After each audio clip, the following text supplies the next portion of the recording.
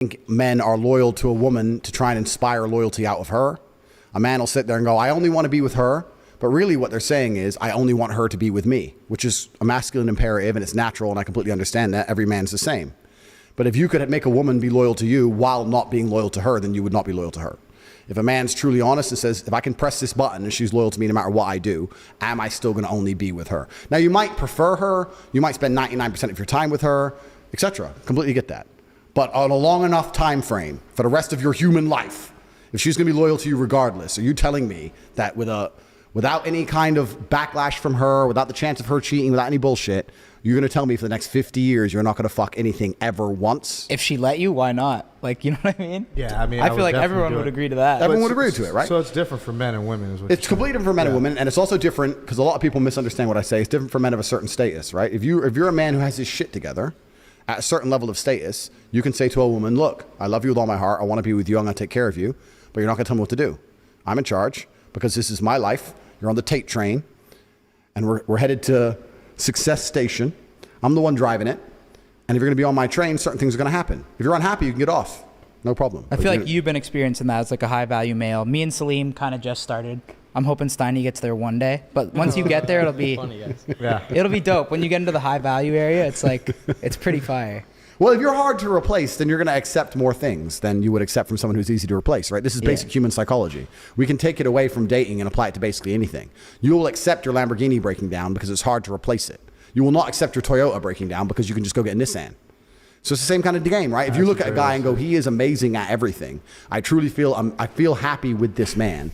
I can't find another man on his level who could possibly replace him or fill the hole in my life he would leave. Sometimes he fucks that bitch. Oh, fine. You're more likely to accept it. That's human nature, right? It's not even about intersexual dynamics and all the things I talk about, even though I could use those examples to apply all of my beautiful, completely correct, logical, affirmations. The reason I don't do that is because everyone comes back and goes, misogynist, misogynist, misogynist. So fine, cool. Stop them all crying. Let's talk about human nature. People are not going to be quick to replace something or attempt to replace something which is basically irreplaceable. So if you're a high enough status individual, then you get to get away with more. That's basic human psychology, isn't it, as a whole? And I think that I'm with guys here. I don't have to be polite. I don't have to say I think. I could say I know. I know. I don't think there's any girls in the room. Is there? Is there? Is Alyssa even in here? You're good, bro. Act shit. like there's not. Cool. I know that women as a whole are quite understanding of their status. Women are very, very intelligent. I know people say I'm misogynistic and people say I say bad things about women. Women are very, very intelligent in certain key areas. And one of the things they are most intelligent at or best at is reading their own status and understanding what they can and can't get away with. Women are experts at that. 100%. You get the same chick who will act X way with one guy and get with a new guy and act completely differently. Because do you think that's subconsciously though? I think it's subconscious, but I also think they spend a lot of time on Instagram, a lot of time looking at their competition, a lot of time looking in the mirror, a lot of time trying to look good.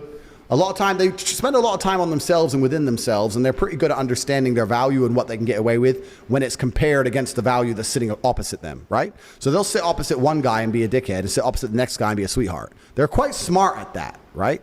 That's facts. It's true. So I think that most women actually, if they get with a guy who they really know has his shit together, they're not going to sit there with that guy and say, listen, you better not, because they're like, if I talk to him that way, he's definitely going to do it. Yeah. So they're going to come at a different angle. It would really hurt me if you, and then once they say it would really hurt me if you, then you can apply counters to that in different ways. You can just simply ask, why would that hurt you?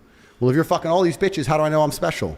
So the only reason you know you're special is because I'm sexually exclusive. So if you knew you were special with something else, perhaps you did something else with me, or I did something else with you that I don't do with anybody else, then you would know you were special. So what you worried about me fucking that bitch for?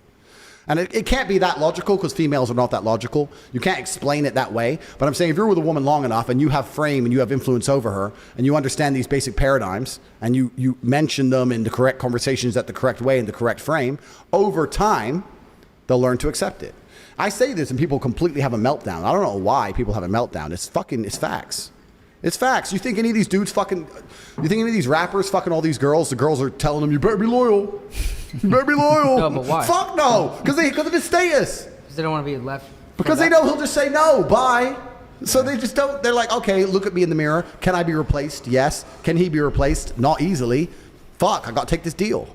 That's the game. And that's human psychology. You can apply that to anything. You can apply it to the fight game. There's an A side, B side. Human relationships, there's an A side, B side. Business deals, there's an A side, B side.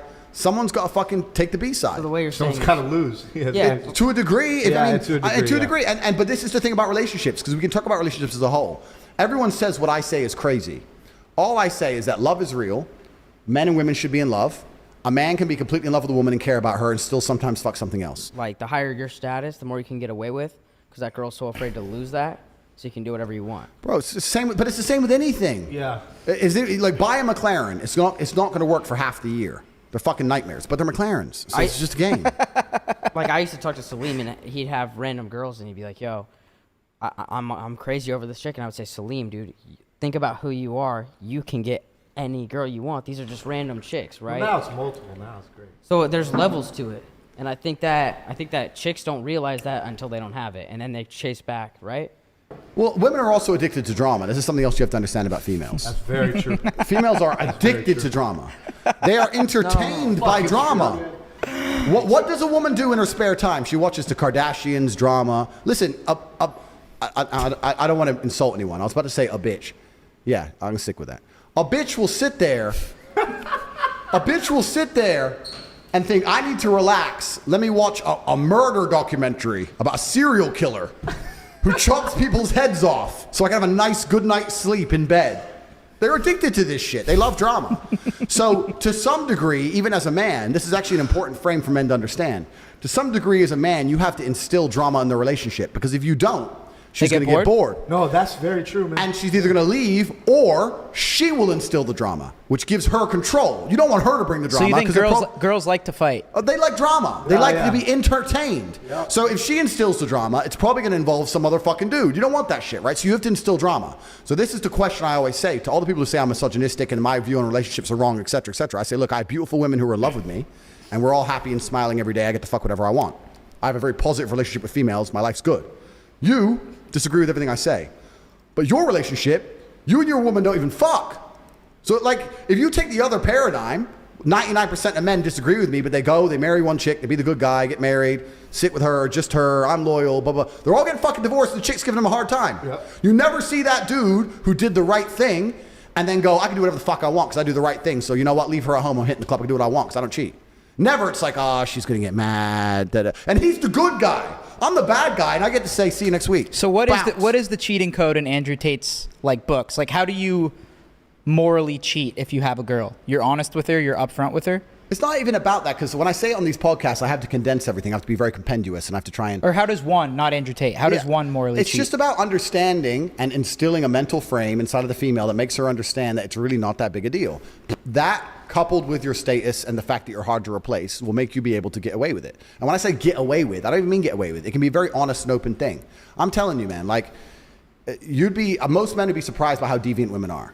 If you have a woman and you're truly cool, and you're truly together, and she truly loves you, you come home. Have you been out? You fucked that bitch. I did fuck that bitch. You know what? I fucked her, but her tits are not as good as yours. Come here.